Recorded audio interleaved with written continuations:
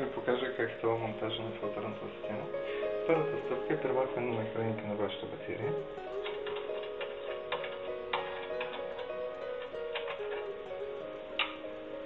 След това във всеки един от комплексите е предвиден преходник за този тип батерии. Използваме ето този тип преходник.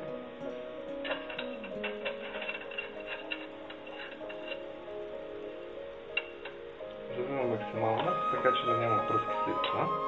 Монтираме към преходника и филтъра.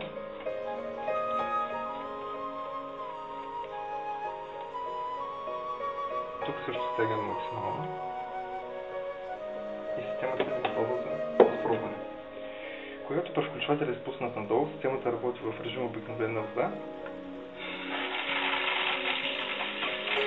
А когато искаме да пием или готвим от нея, просто навдигаме превключвателя нагоре.